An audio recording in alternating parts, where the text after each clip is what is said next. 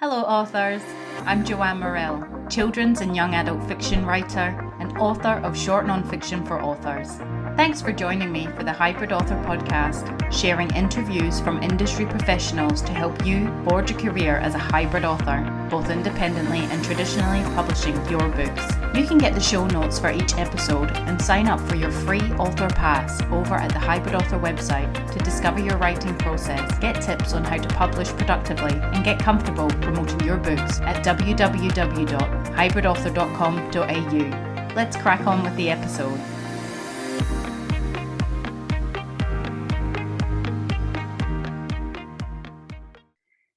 Glenn B. Swift is a Western Australian storyteller.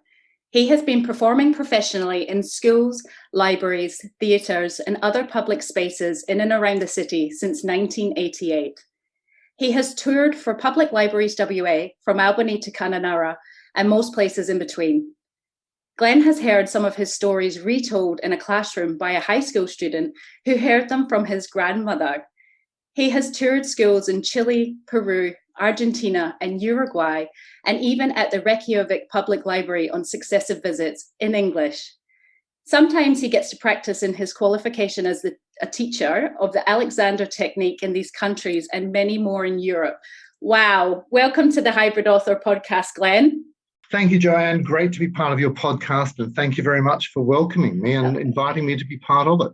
Oh, you're welcome. That is quite an extensive bio. How did you get into performing and writing in the first place? I'm so pleased you asked. Once upon a time, a long time ago, I started performing because in primary school, I remember I must have had a yen for it anyway. Because whenever there was a narrator required for anything in primary school, the teacher always pointed at me and I was the narrator. Then in high school, we did speech and drama as a subject, and I took that and enjoyed it. And in year 11 of my high school, we did a play, and I got cast in one of the major roles and just had a ball with it. On the strength of that, when I started at university to do a BA with a journalism major, I took some theatre units just for the sheer fun of it. And what I discovered in a short time of being a teenager of 17, 18, was that the theatre department at the university had much better parties than the journalism department. And so essentially, that's pretty much, I think, how I became an actor. How I became a storyteller, well, that's more. There's more detail there, but I could run on, or I could feel free to ask me. I could just run on and tell you how the story. That's an interesting one. Yes, yes, please. I became a storyteller because of a phone call. I just finished my training in the Alexander technique. Finished my theatre major at university, but was hanging about in a fairly directionless life in my early 20s, when I was more or less directed by a couple of benevolent souls towards the Whopper acting course. And the director of the course allowed me to do an audition after the auditions had closed, because he'd seen me in a play and thought, well, this guy might be right. I did an audition and was welcomed into the theatre department, the course at Whopper. Only lasted there for a year because it wasn't for me in the end, but I picked up on this thing called the Alexander technique, which was was one of the foundation units of the course and was for many years at Whopper. I loved those lessons so much, I kept having them after I left. A fortuitous meeting. There's been lots of fortuitous meetings in my life. A fortuitous meeting with a fellow who worked for the Arts Council at a dance performance. He said, how come you've never applied for a training grant to go and study theatre in London or something? And I said, well, no, I've kind of done that, tried that, done that, no.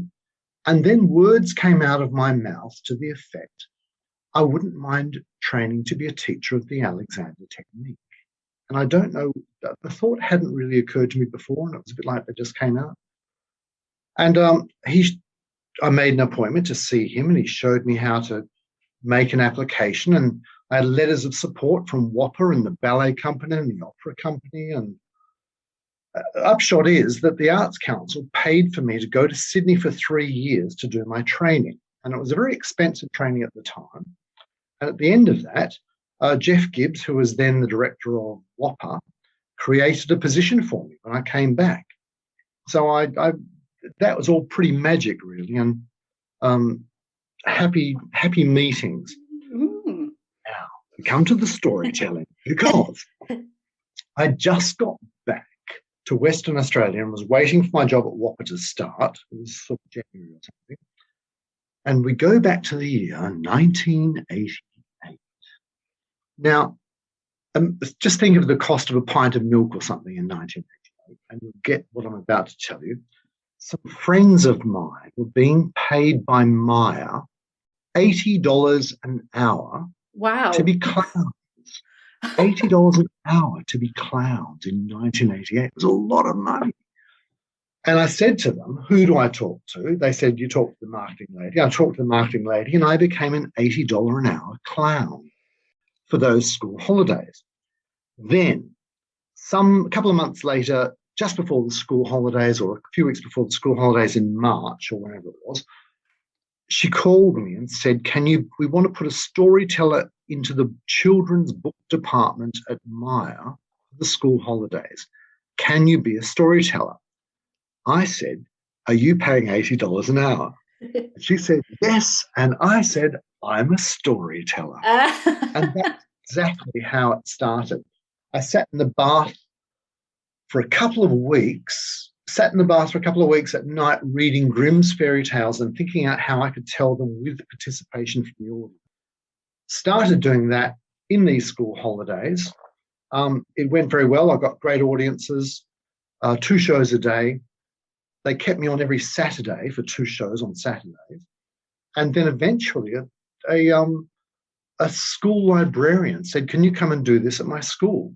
And that's how I began. Through that, she called other mates down in Mandurah. I did more schools. And then somehow I found my way into the library system of Western Australia. And since then, the library system of Western Australia has been very, very good to me and kept me frequently employed as a storyteller. Wow. So you just never look back. That is a fantastic story in its own right. Nice bits of happenstance that link together and created this parallel career for me. So since my late 20s, I've had two careers, Alexander technique and storytelling. Yeah. And they've both kept me well employed and well occupied, and plenty of creative impetus there. So there was always meant I did a lot of reading, a lot of research, created my own stories on commission. Sometimes there was various stories were commissioned. I've had stories commissioned for WA Week, and I've stories commissioned for Refugee Week, and one thing and another. So I've created material along the way, including, of course, my ghost story, which was for a ghost story concert that was being held down on a golf course in Point Walter. There was a fella who was organising these ghost story concerts once a year, a big picnic event. And the picnics, all the families would come along, put down blankets and what have you on the golf course. And there was a spotlight and a microphone and a bit of a stage. And I was asked to perform there. So I set about creating a ghost story. Eventually, I created 3 of them altogether. Wow, that's fantastic. And we'll definitely touch on that more later. Just backtracking a little bit, can you tell us, for those who don't know, and I had only discovered this through your website as well, what the Alexander technique is? The Alexander technique is a technique for performance coordination. It's taught it still is taught in WAPA, but in a reduced contact. But still, it's taught in RADA. Major drama and music schools around the world have an Alexander Technique component, an Alexander Technique teacher in them. When I started at Whopper, a guy called Nigel Rideout, who created the theatre course, had been given essentially a blank checkbook to create the course. And as part of his blank checkbook, he'd been told it's got to be as good as NIDA and as good as VCA. It has to be national, like it has to be a national course.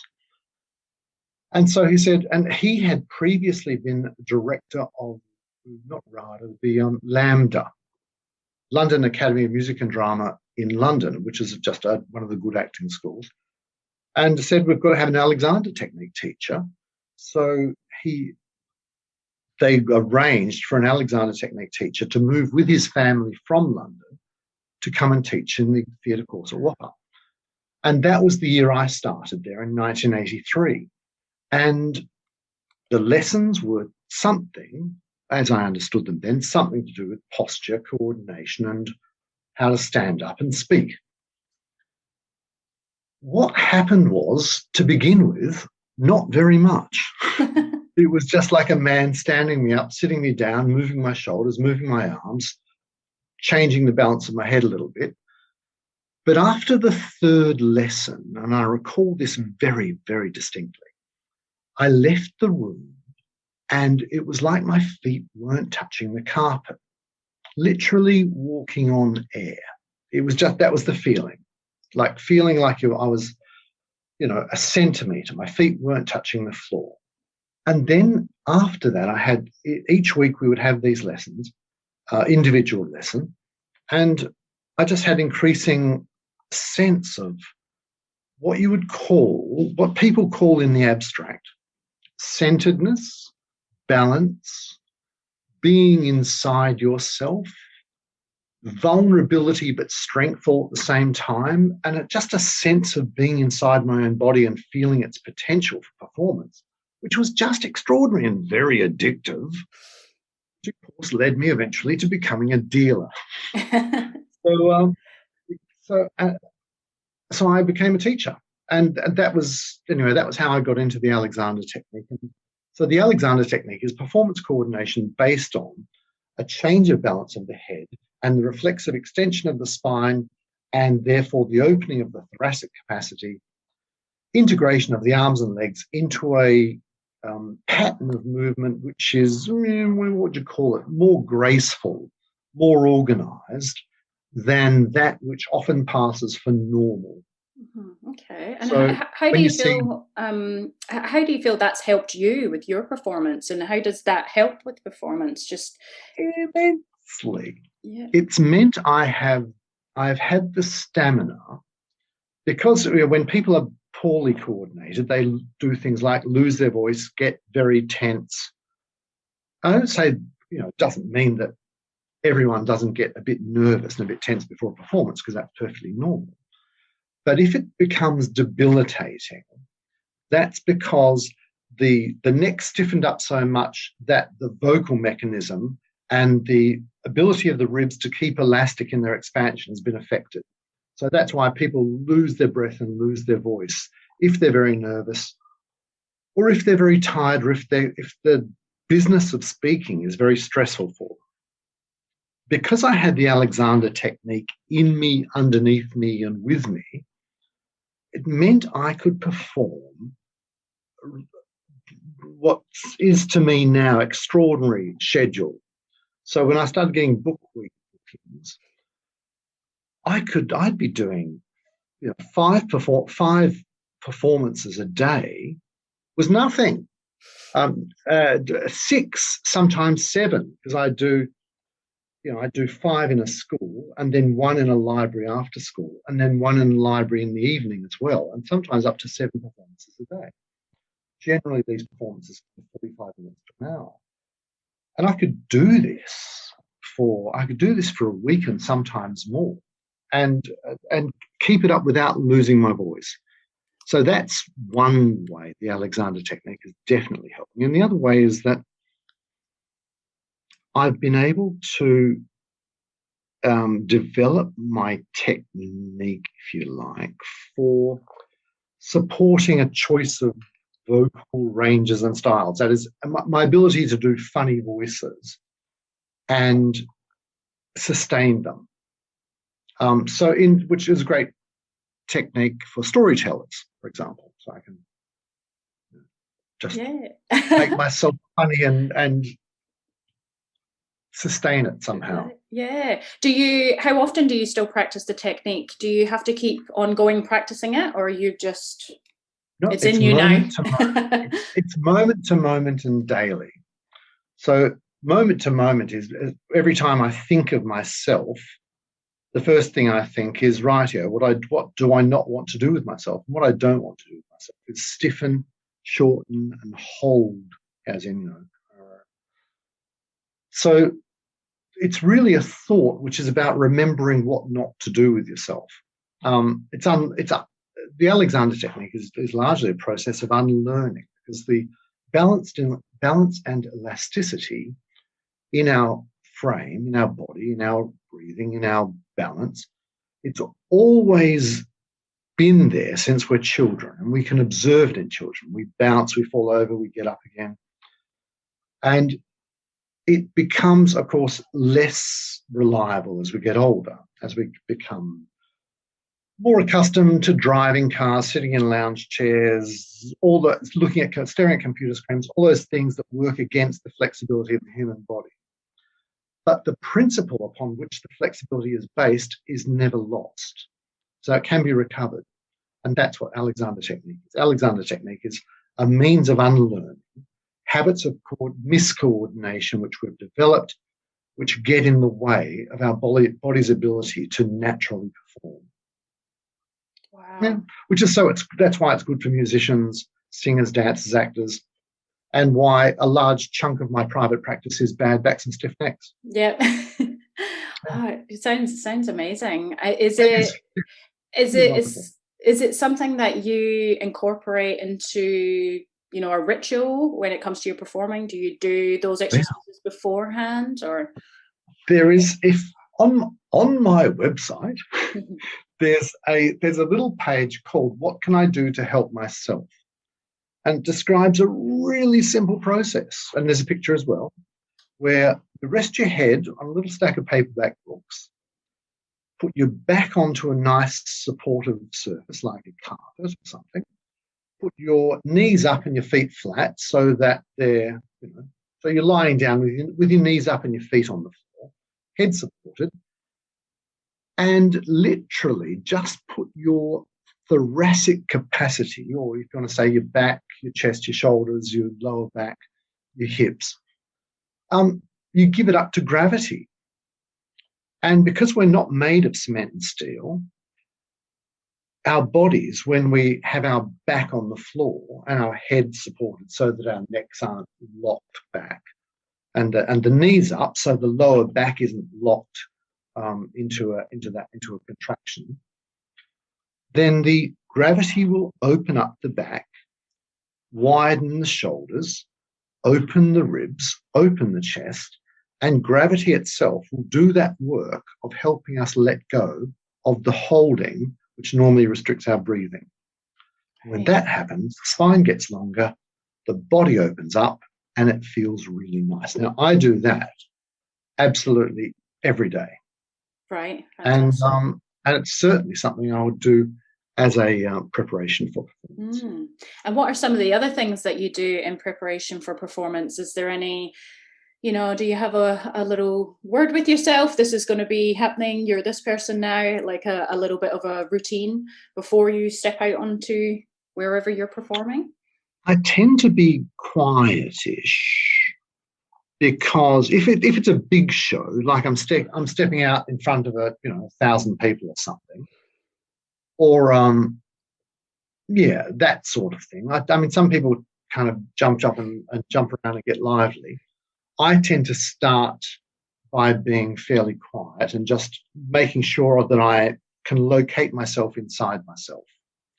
Now, that's all a bit abstract, I know, but it's pretty much what meditation and yoga and all sorts of things are based on. So if you stop for a moment and ask that, rather abstract question, am I inside myself, or am I so completely in response to the stimulus of the fear or the audience or the noise of the sound, the lights or the whatever, that we have language for this, which is, people lose themselves. They lose themselves, or they lose a sense of themselves, or they start looking like they're trying too hard or something. And they lose authenticity. That's what we would say. Because people who can speak to a crowd and yet remain inside themselves are these are the hallmarks of what we generally describe as authenticity. Yeah? Like when people are with themselves and inside themselves, and speaking, we call it, say, speaking from the heart or something.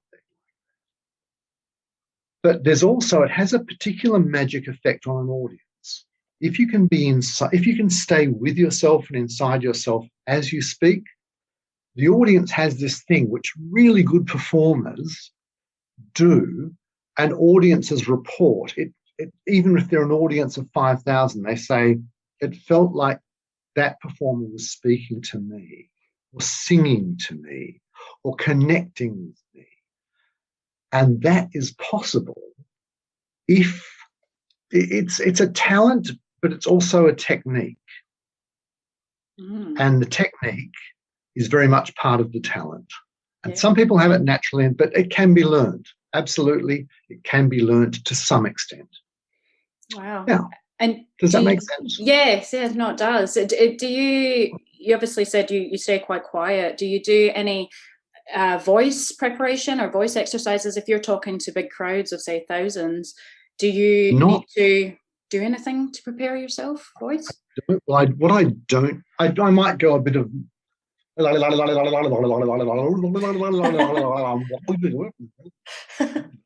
might just kind of get my tongue and my lips moving a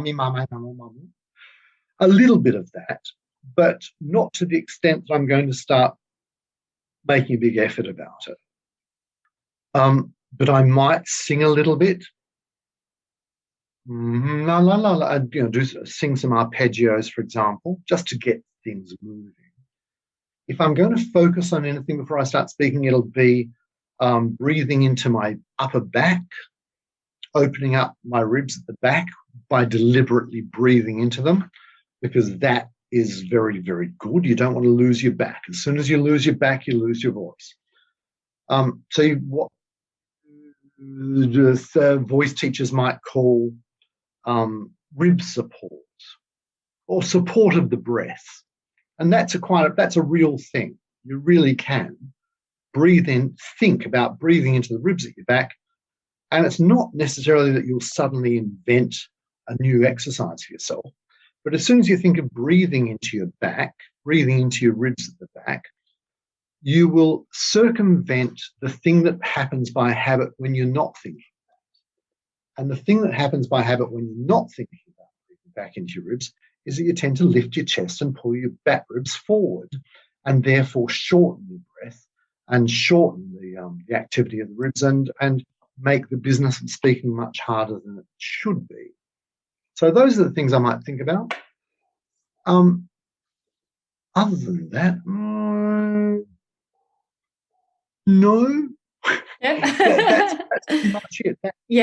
Well, that's a lot. That's a lot to kind of be preparing and stuff. So you did touch on breathing and into the back. And do you have any tips for authors and people who want to perform about posture during performance? Obviously, to have shoulders back and be quite open. I noticed sometimes on the Scribby Facebook page or the CBCAWA Facebook page, which you would be familiar with, there, for authors who are doing schools visits for the first time, ask questions.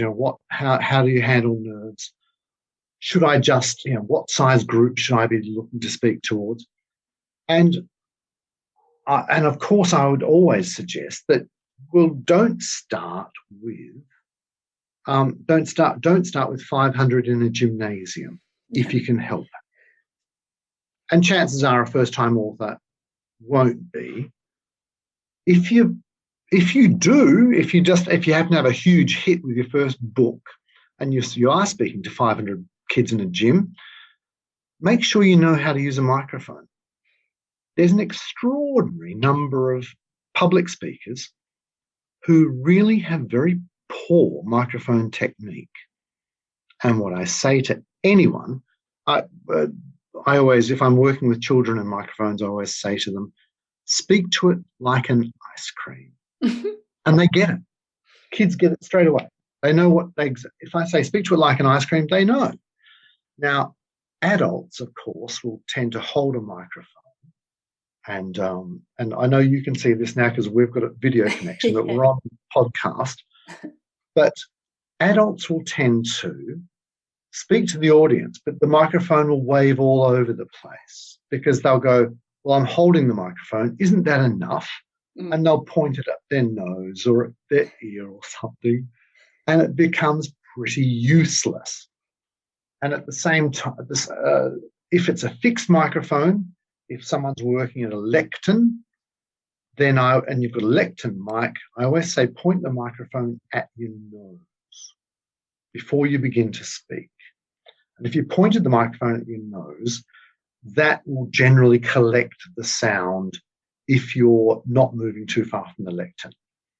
But with a handheld mic, talk to it like an ice cream.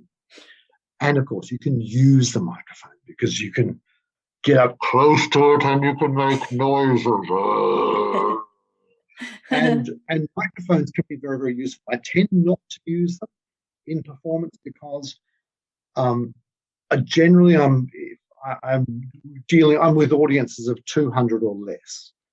And if it's in a library or a double classroom or something, I can generally, I like to move about and use my hands. So I'd rather have all my hands free and my body free, so rather than be held up by the microphone for the purposes of performance. Yeah, I've been to one of your performances before, and I think I've seen you with swords and dressed up in all sorts of costumes with props and things. Does that help you get into character to, your props and costumes? So would you recommend that to authors to... A little bit helps. Yeah. A little bit helps, but it's very easy for the props and costumes to get in the way as well. There's no substitute for preparation. Know your stuff. But costumes are good because a kid's audience, no matter what age, whether they're 4 years old or 12 years old, a kid's audience will assume that you are what you say you are, and they're prepared to suspend disbelief to go, well, if you're dressed like a pirate, I'm perfectly happy to believe you can act like a pirate. So dressing up is a useful thing, and I certainly and even dressing up in ordinary clothes. So yes, pirate, jester, all kinds of odd costumes, and Mad Hatter, town crier, a wizard. I'm just trying to think of all the various things because you collect costumes over the year. I've got all these things sitting in my in a zoo. Is it the zoo? They're not the zoo one. The zoo. Yeah. So I was using that. I've been using that for the last couple of weeks at there's a gallery space in Claremont where they're having the it's called Relics. It's a curtain opener for the Scribblers Festival, which is coming up in Claremont fairly soon. And so I've got a pith helmet and a safari suit, essentially. And so that means I can, hello, and welcome to, and be a sort of slightly strange David Attenborough kind of character. So that's one. But in ordinary clothes, I have a costume that I wear to schools. If it's just a played up schools visit, whether it's a pre-primary or year sevens or high school, I'll go in wearing a long sleeve white shirt with a collar, a tie, a waistcoat and matching trousers, and an akubra hat.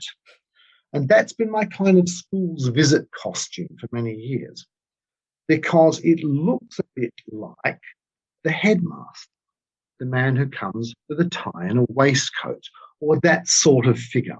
Now, the marvellous thing about coming in looking very conservative in your dress is that you can subvert it, and I sometimes use words and twist their little minds, because you can subvert the what they think they're saying by being silly.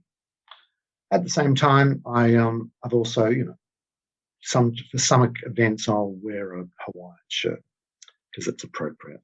Yeah, that's fantastic. But costume's important, and what you wear is important. So absolutely, if you're doing a school's visit, putting thought into what you're wearing and what you appear to be, very, very important.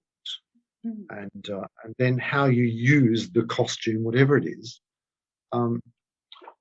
significant.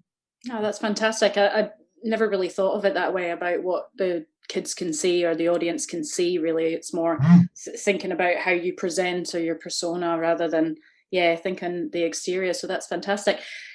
You sort of touched on this earlier, but what would your advice be to writers who, first-time authors as well, who struggle with public speaking? They have a major fear getting up in front of crowds. It is, like you said, it is good to have a little bit of nerves, and that's human nature.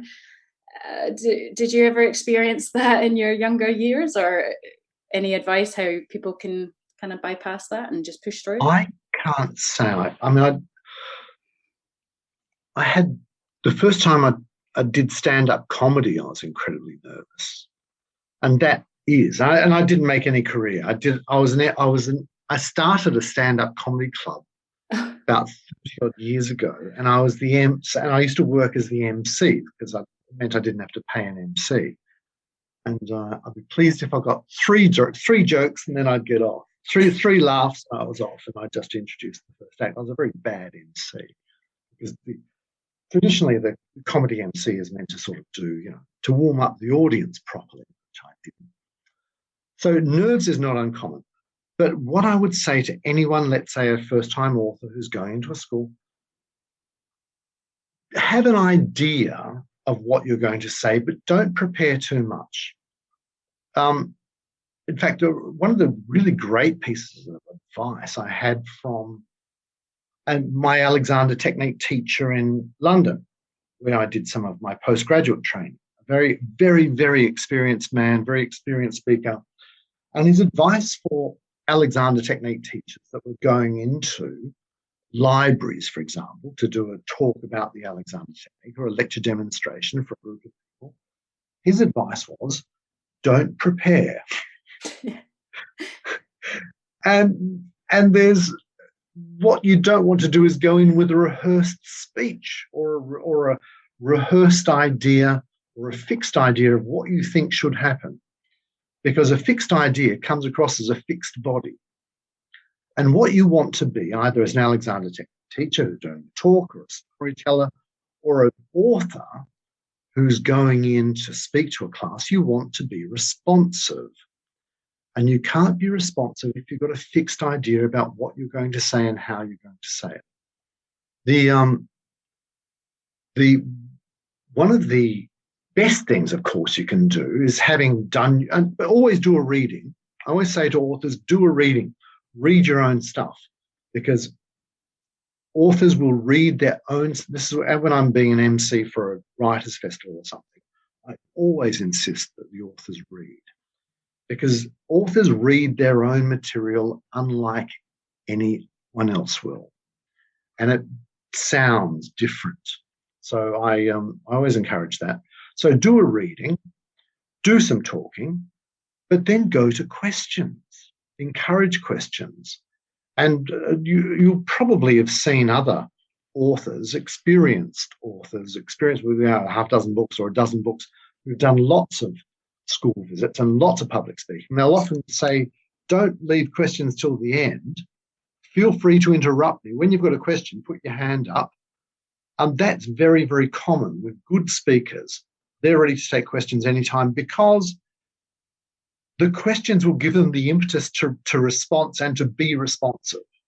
So I would absolutely encourage that in nervous authors who are visiting schools for the first time, to encourage questions even from the get-go.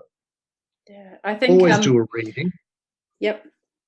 And set yourself up to be responsive rather than have a fixed idea of what you're doing and how it should go. Yeah, no, those are fabulous tips. I think especially first-time authors and stuff, they would probably feel like they had to have it down pat, because going in front of people, one of the fears is you're going to go blank, or you're going to forget everything, so you have to kind of memorize it. And then also the fear of no one will have any questions. Then no, that's wonderful advice there. Yeah, and you can certainly set up for questions.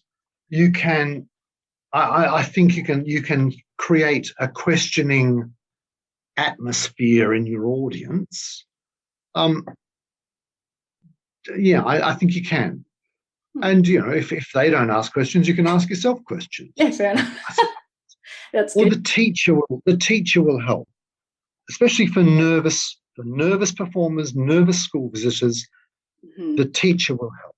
Teacher will, and be prepared, of course, for the questions which are always going to come, especially from a junior primary or middle primary audience. This is always a point of great hilarity amongst children's book week visitors, and which we joke about. Whenever Norman Jorgensen gets up at an event, it's always with great pleasure and ask for questions. I always ask, where do you get your ideas from? Because that's the question that always comes up from junior and middle primary. Where do you get your ideas from? Are you famous? Do you make lots of money as a children's author? Are you rich? Those sorts of things. So it's worth having a creative answer to the questions. Are you famous? Are you rich? Do you make lots of money? Where do you get your ideas from? Because those questions will always come up. Yeah. And there will always be surprise questions. Yeah. Well, even just having those questions as a base, like you said, if it is crickets, then you could pose those questions yourself. And some of you may be wondering if I'm rich. Yeah. You say, you would not believe how rich I am. I write nonfiction, and many of our listeners might also. So when it comes to that, when it's kind of more serious topics and things, and authors want to give more of a performance for maybe an older audience and not something that's more character driven, do you have any tips to offer more of a performance in that setting, more of a speaking, I suppose, presenting, rather than characterization? Presenting non-fiction. Well, obviously the reading, there's a thing. Always do a reading. Yep. The response to questions things applies. And if you've done a reading, then the audience has something to ask you questions about. Tips to make a performance. I know. Now, can I talk about particular authors like Christy Byrne, for example? Yeah, you can talk about whoever. She does non-fiction. Mm-hmm. She will often find ways of illustrating her stuff. If it's science, she will take in illustrations with her. If I know that Norman, and illustrators, anyone that can draw, of course, you're way ahead, because you can do a drawing of something, and the business of drawing becomes a fabulous event for adults or children. Norman Jorgensen will always have a really fascinating slideshow So I guess he takes his own data projector. Or there's a data projector in the room that we can just stick his USB into. That's a very, very good thing. Have stuff on a USB or on a computer that can go into a data projector so that there's a few pictures to look at. The pictures themselves can become a talking point, illustration, and also a springboard for questions on nonfiction topics. Yep. Absolutely. Everyone, and generally, I can't think of any nonfiction topic where you can't find weird and interesting illustrations, photographs, and memorabilia on the internet these days, which are easy enough to look up, but your audience won't have seen, no matter what the topic is you're looking to address. Yeah, no, fantastic. So providing the correct emotion for whatever the topic is, the themes of the nonfiction, and having stuff to support that is your recommendation. And even humour. I mean, and that's very. I mean, we could name anything at all. We could say exercise bicycle, and if we go funny pictures, funny images, exercise bicycle, there'll be 2,000 come up. And you can select a few of those. And if you're going to talk about exercise bicycles or something that happened with an exercise bicycle, you'll have immediately, you've got a couple of giggles. Yeah. Well, you're a celebrant as well as an author and storyteller and teacher.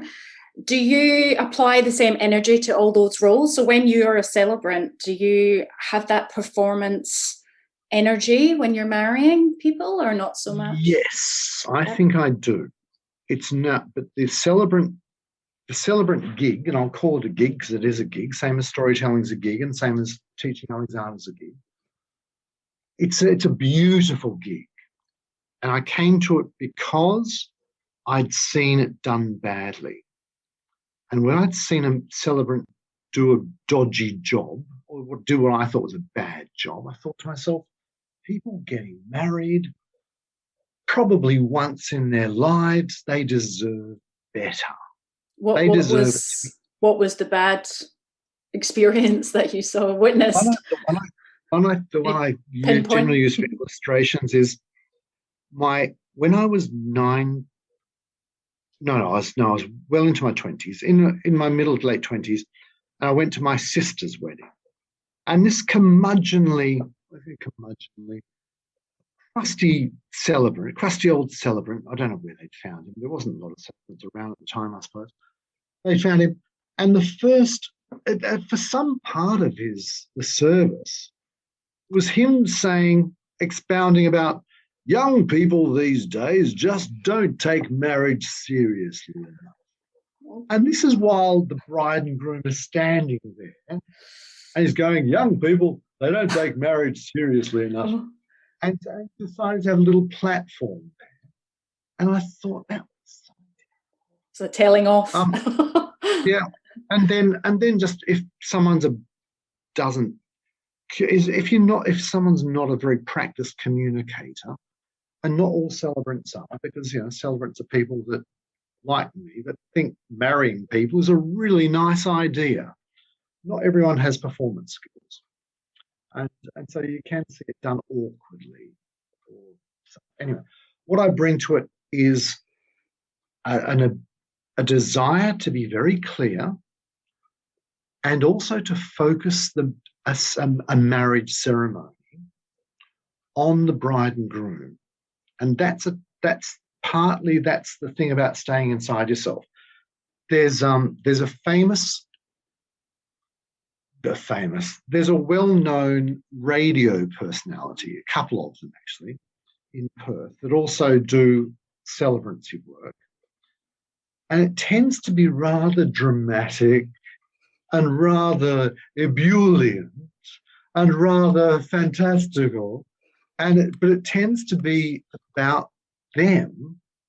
And once the celebrant starts to show how special they are, they take away from the bride and groom.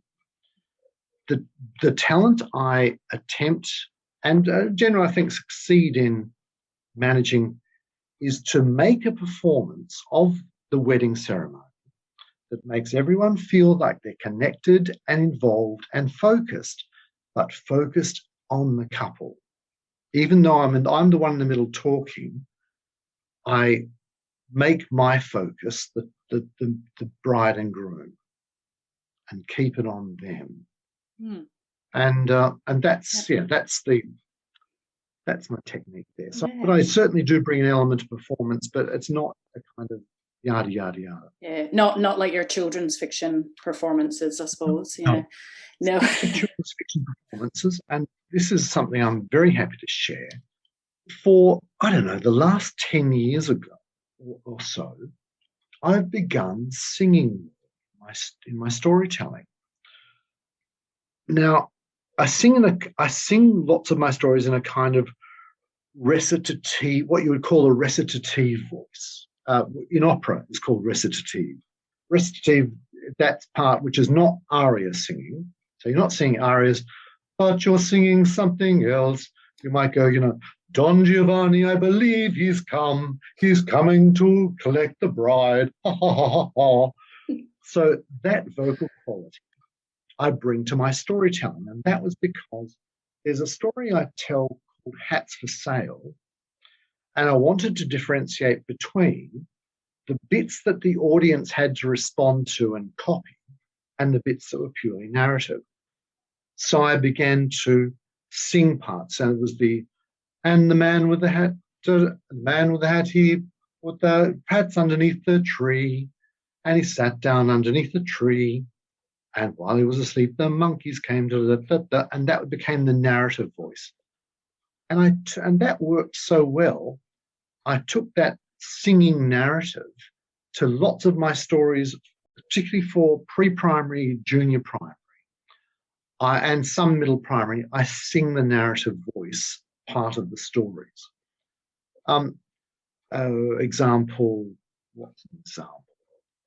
Anything's an example. There once was a time, a long time ago, in a land far away, where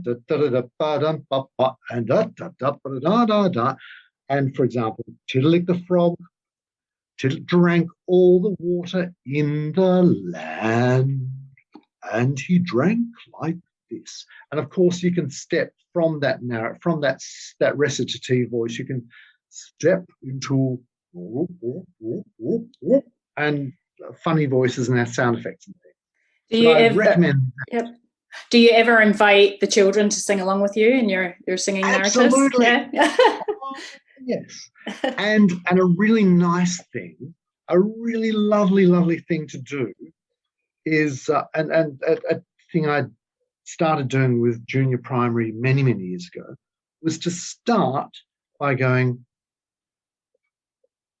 good morning, and good morning, everyone.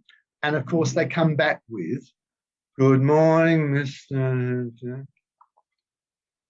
And I would respond to that with, good morning, everyone.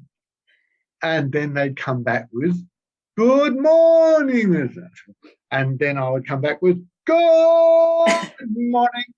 And good morning. And that sort of interaction, call and response to bridge into my first story.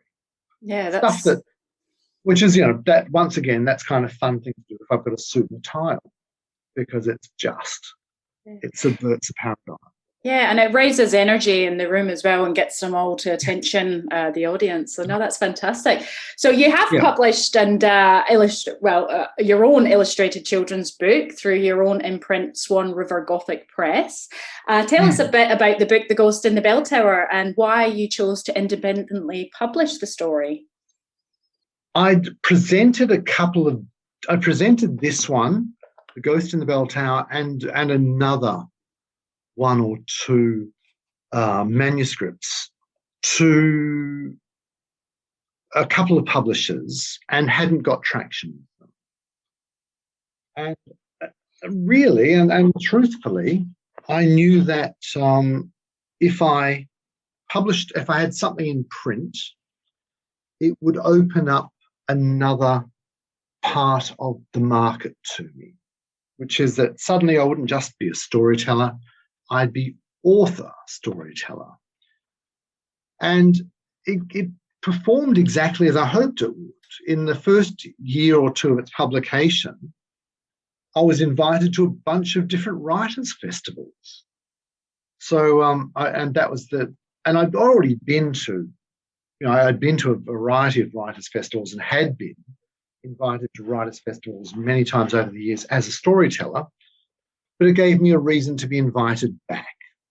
And so I went back with my book to a half dozen writers' festivals and appeared as an author Glenn Swift. Yeah, I still, as a storyteller, and because they know the people that run the festivals know my strengths. So they say, "Great, Glenn, you do one about your book, but also do some storytelling." But that was it. It was just for another feather in my cap. Yeah, it's a beautiful book. Thank you. It's the design of it is really unique and quite Gothic looking and presents the feel. Was that your idea? Did you have a hand in the design there, or did you research it much? No. Believe it or not, I went to a community Facebook page in Fremantle that has a very big reach, and said, I want to self-publish a story. I'm looking for an illustrator. So I had 3 or 4 people come back to me. I met with one of them, who was a retired graphic designer, who said, not only will I do your illustrations, but I will design your book for you, because I've got a printer I always work through. And wow. And he did. Michael Adine did the illustrations, designed the book. I had a good professional help. Otherwise, I engaged Deb Fitzpatrick, who's a notable West Australian YA author. She became my proofreader and my sort of editor. That is to say, she would suggest edits and help me bang it into shape and stuff that needed to come out or go in or expand and that sort of thing. So I think that was a very, very helpful. But I engaged her professionally. And the other person that gave me lots of help was Wendy Binks.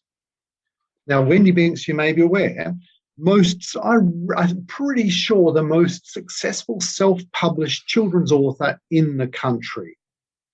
Like, we're talking her numbers are going to the hundreds of thousands. It's like she has put a lot of books out there.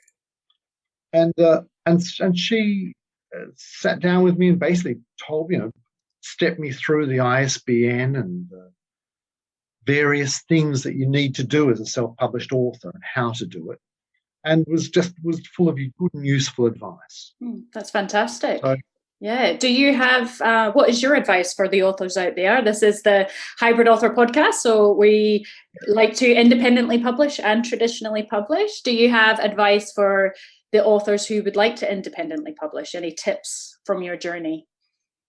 You're fairly obviously not going to, in your first run of 5,000, you're not going to make a lot of money.